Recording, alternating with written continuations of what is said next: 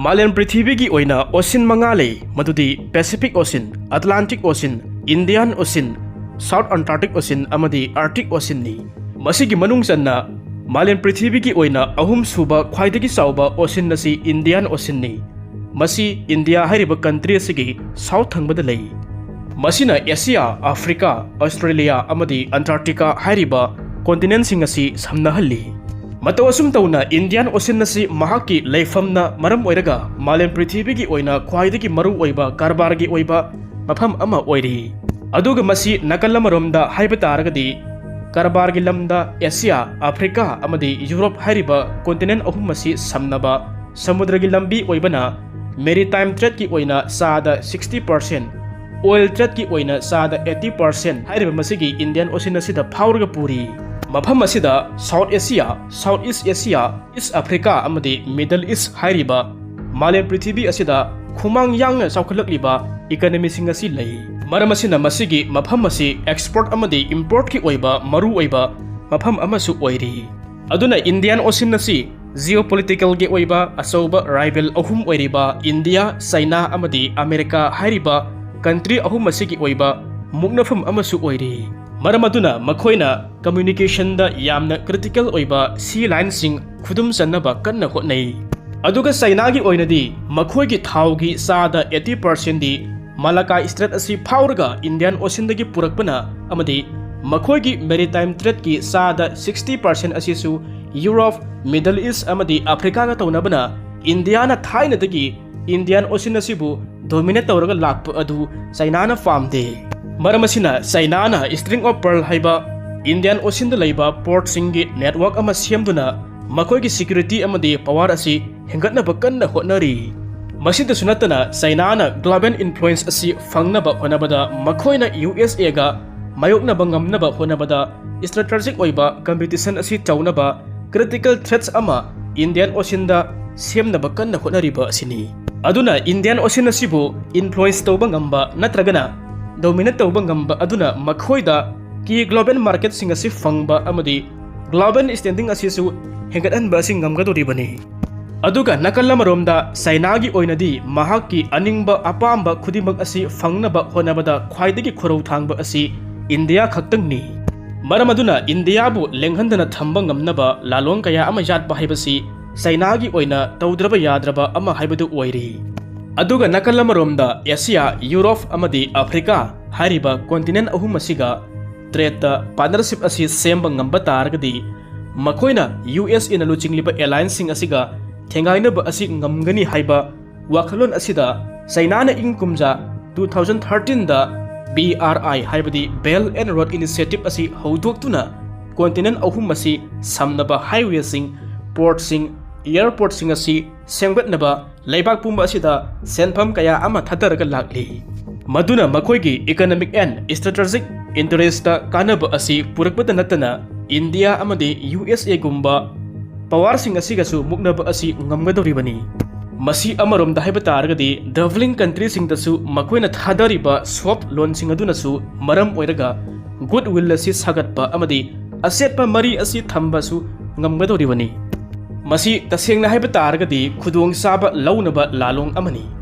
Indian Ocean da laiba port sing asi samgatnaba China gi lalong string of pearl asi China masanadi official oina thonjaba mingamadi natte. Analyst sing amadi policy maker sing sina thonba maming ama khakni. Aduga amana pearl hariba India sibu pumkoi question naba China na BRI gi makhada lang thakliba hi thangpham sing adudi Myanmar da Kwakphew port, Bangladesh da Chittagong port, Sri Lanka da Hambantota Fort, Pakistan da Gwadar Port amadi Africa gi oina Kenya da Mombasa Port hariba sing asini. Masida asoba senpham sing asi thadaraduna sendwan oihannaba China na lebak sing asida lang thakli. Aduna masi China gi lalong asi India gi akoibada leiriba lebak sing Pakistan, Sri Lanka, Bangladesh, Nepal, Bhutan amadi Myanmar da senjam ama thadaraduna sothana leiriba laibak sing adugi infrastructure project sing semgatlaga afaba marup mapang oinaba honabani. Aduga amaromda Indo-China war gi matungdagi China amadi Pakistan hariba country ani asi ka henna naksinba asi hengalakhi. military, political amadi economic diplomatic cooperation da yumfam oiba yamna setna mara takraba country anisigi mari asigi makhada defense collaboration, strategic support, joint military exercising yauba military amadi defense cooperation aduga economic relation da US $60 billion sangba China Pakistan economic corridor Gwadar port samgatpa nakal anigi oiba trade asi saukhalhanba political amadi diplomatic ki mating pinabadana international forum sing amadi UN Security Council da support pinabasu yauri masina silwaidri nuclear amadi space cooperation dana civil nuclear energy program amadi satellite thagatpadasu mating pinari India gi regional dominance thugainaba amadi Afghanistan gi matang da punna satminabasisu thaurang asina yamnamak maru oiri masiga chap manaba diplomacy asi China na Bangladesh ta su tauri China hariba leibak asi Bangladesh ki oina khwaidagi sauba trade partner ni khwaidagi sauba importer ni power plant sing thung saba highway semba special economic zone sing semgatpa Bangladesh na China da export tawbada sada 97 duty free oihanba rail link sing sembada punna thabak tawminaba asini aduga Bangladesh na sizinariba fighter jet sing submarine sing tank sing asigi sada 70% di China dagi leibani country ani asi joint military training tawminaba political and diplomatic ki mari asi phagat hanbada funna thabak su tawminari adum oinamak Bangladesh na China amadi India country animak asiga satminaduna animaktagi khudong saba asi launaba hotnai aduga China na Bangladesh ta deep sea port ama sanaba kanna hotnaraga ngasi phawba lakli adumakpu haujimaki oinadi masi sayetnaba ama oiraga leiri adubu masi oiduna-su China na thawai yauna Bangladesh ta invest tawnaba kanna hotnari adumakpu madumakna geopolitical implication lakpa maramna India amadi Japan dagi pirakpa pressure na maram oiraga China gi pressure adu Bangladesh na hektamak yaba leitri Western gi power singnasu masida khut thingilakli khudam oina pallabada Bangladesh ki Sonadia port hariba asi Bangladesh ki Cox Bazar mayada leibani mafam masida China gi matiangna port ama saduna Chinese ki jahaz singadu leihanba haibasi India gi North East ki lalhoba singda free hand pi khiba yabagi khudong saba asi leibana India na masida marayat paibasi masana dum tabani Maramaduna India amadi USA na pirakpa pressure na maram oiraga kumja 2016 da hariba madugi project adu Bangladesh na tokthoki ningsing biyabadi kumja 1999 da China na Chinese company sing aduna internal level da invest tawnaba amadi expand tawnaba go global policy asi haudoki masida India amadi USA na singba leibak sing aduna China na global expansion tawrakpa haiba adu strategic threat amani maduna leibak pumbada sen puthaba asi hengani death threat ama oigani haiduna athingba lakhi ningsing biyaba amana mamangda China gi president oiramba Hu Jintao na kumja 2003 da Malacca Strait asi phawraga chatpa haibaduda threat and energy important leiriba major security gi risks adu puthuraki maduna maram oiraga Myanmar phawraga Bay of Bengal asi phangnaba kangpha lambi ama semba taragadi henasu samba amadi war time dasu matam isang dana Indian Ocean asi phangba amadi India asibu kupsen senaba asi su ngamlagani haiba asigi idea adu semgalakhibani nakala maromda mamangda hana Myanmar gi San state ta China ga ngamkhai gi oiba sayetnaba khara laikhiba targasu Myanmar hana gi Burma da ingkumja 1962 da General Newin na leibak asida military regime ama lingkhat khraba matungdagi nongsup leibak singna Burma asibu tokhaina thambibadagi Burma hariba leibak asi matamadudagi China ga naksinabagi khudong saba adu phangki masigi matungda Myanmar na China dagi economy gi amadi military gi oiba tengbang kaya ama phangbasu ngamki kumja 1990 adwai dagi China asi global power ama oina sangsilakhi amadi Myanmar na China da tangbasu henjilakhi matang aswaisida aikoina khangba yaba adudi Myanmar hariba leibak asi China amadi India anigi geo-strategical location da leirambana maram oiraga China gi apamba aningba adu thungnaba honabada Myanmar asi hundoklamba yaba haibadu khak oide aduga amana China na lamdam asida mahaki tawba ngamba sakti pangal asi hengatli makhaidi Myanmar na China da tangjaba naksinaba asisu aduki matik hengat halli Amaromda Indo-China War ing kumja 1962 gi matungdagi China na India gi awang nongpok thangba region da leiriba tokhai taningba lalolup sing asida moral ideological amadi logistic support piraga lai haiba asi India na singnajabani aduga masi taseng nasu China na Naga gi khulai pairiba laloba sing asida khulai amadi training kaya ama pikhiba leikre haina su aikoina wari takhre masi China gi Tibet amadi Yunnan da training camp sing linkhatlambagi pau su leikre aduga ningsingba yaba wari amasu kumja 1960 gi athengba sahi singda matamadugi Naga National Council gi maru oiba thaumi muibana lusingba lalhouba sahumna China da chatlaga training tawruba ideological education lawruba su leikre haibagi pau su lei aduga matamadugi Mizo National Front gi luchingba laldengana China da chatuna military training lawruba amadi ingkumja 1966 tagina 1975 fauba asida Mizo National Front gi kedra kaya ama China da thaduna gorilla training fauba asi lawruba makhoida China na technical support kaya ama pirakhiba su leikre matawasum tauna masiga China ga samnarakhiba wari pumba asina maram oiraga India na mahaki awang nongpok thangba region asigi lamdam asi pukning irumlum haibadu oidri madugi sumathakta China na India gi state ama oiriba Arunachal Pradesh asi China na mahaki South Tibet ni haiduna claim tawriba asini Bangladesh ki lalhouba singaduna Pakistan gi ISI ga samnarakpa China na Siliguri manakta lumlakpa khudimak asina India asibu wakhal khantha nabagi damakta masak sing asi oiri amaromda Myanmar asi awang nongpok ki lalhouba singi leifam amasu oiri masi India gi oina khwaidagi nungnangba aduni aduga nakal amaromda Myanmar gi Kachin Independent Army KIA hairiba khulai pairiba lup asisu China na support tawi hainaribani amadi makhoi sing asi China gi khulai pai amadi makhoina India gi North East ki lalhouba sing asibu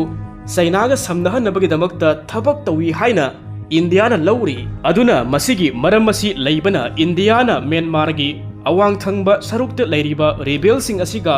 satminaduna awang nongpok lamdam gi rebel sing asi namthanaba lalong kaya ama jatnaga lakli aduga amuksu Myanmar gi Shan state ta leiriba Chinese origin oiba Myanmar gi khulai paiba lalhouba sing asi China na influence tawri matawasum tawna China na Myanmar da panba lengak pumba asigasu mateng pinabana China na Myanmar da sanariba lila asi daban policy ni haibadi rebel group sing amadi hojik Myanmar da paliba sarkar asigasuni haibadi nakal animakta tungsillaga sanabani aduga nakal amaromda China na rebel sing da pangliba mateng asida yamna luba mawong khara su leiri khudam oina pallabada China ga Kachin Independent Army ga lainariba mari asi official oinadi mari lainade hairi adumakpu tongan ba channel dagidi KIA na China na saba weapon sing drone sing pai hairi makhoi gi manungda tatmado haibadi Myanmar gi army dagi mamangda phakhibasu yauribani aduga nakal amaromda Kachin Independent Army KIA asi apikpa khulai sing paibada natana 107mm multiple rocket launcher sing 120mm faubagi mortar sing man portable air defense system anti-tank missile singba kayama su pairi aduna makhoina asigumba khulai sing paibana maram oiraga Myanmar gi army tatmadoga thengnaba asingamli anti-aircraft missile sing paiba asina military junta gi air superiority da achoba singnaba amasu oihalli aduga Kachin Independent Army KIA na fangliba China na saba khulai sing asi black market ki khuthang dagi natragana United White State Army dagi fanglamba yai haina su thajanari aduna amabu oiro Kachin Independent Army KIA na China ga samnei hairiba asimadi tasiyangna masi sumle haina loba yare aduga nakal amaromda China na Myanmar gi sovereignty asida khut thingjiloi haiba targa su Myanmar gi ethnic armed group sing asidadi indirectly oina China na mateng pangli aduna masigi wari khudimak asi aikoina taruraga hojik aikoina khangba yaba asi China na Myanmar gi khwaidagi sauba economic political amadi defense ki partner ama oiba targa su China na Myanmar da sanariba lila maya masidi supna khaktangi Myanmar hariba laibak asibu China gi mateng amata yaudana hingba ngamjadaba laibak ama oihennabagi damaktani aduna masi karigumba kanda diplomatic partner ama oina United Nations na Myanmar da international sanction kaya ama thamnaba honarpa matamda China na Myanmar asibu ngakthokpi mateng pangbi aduga amuksu amaromda Myanmar da nongsup leibaki ithillasi sanghandanaba China na yamna kanna su manungda hotnari aduna masigi matangda China na Myanmar da order mak pidrabasu nongsup ki leibak sing asiga Myanmar ga mari amata thamdanaba kanna taksilli aduna masi isam samna hairabada China na Myanmar da sanariba lila mayam sing asi policy asigi khwaidagi maru oiriba adudi economic dependency hairiba national policy adugi manungdani makoina Myanmar bu namduna sendon ge langda thuhannaba kanna hotnari madu China gi oina geopolitical economic amadi security interest asi fangnabani aduna masigi policy asi fangnaba China na Myanmar asibu bimstec haibadi Bay of Bengal Initiative for Multi-Sectoral Technical and Economic Cooperation gi member oibada support tawi maduna makoina bimstec ta yauriba leibak sing asiga partner oibada mateng asi fangnabani aduga masi amaromdana asumna yengba yai India asibu bimstec manungda counterbalance asi taunabani Bay of Bengal gi akoibada leiriba leibak singda Myanmar gi matengdagi regional cooperation da yaushinbagi khudongchaba asi fangnaba silli bimstec na tawdaba thabaksing khudam oina lambi rail lambi amadi energy gi project na singbasing asida leiba ahubasing adu makhoina Myanmar manungda henjam ama thadarga tawi South Asia amadi South East Asia samnahannaba lambi semba sabana singba kaya amasu tawri madu makhoigi geostrategical influence asi fangnabani aduna Myanmar gi geopolitical position asina maram oiraga Indian Ocean asi fangnaba gateway ama oiduna China na laina alternative trade and energy road ama phangba ngamli aduna Myanmar na China dagi phangba yaba khudimang asi phangba targasu madu Namthaak ki langni sen thumgi amadi trade ki langda thuhanduna Myanmar na China yaudravadi hingba ngamloidabagi phibam amada tahanba adu China gi political win amani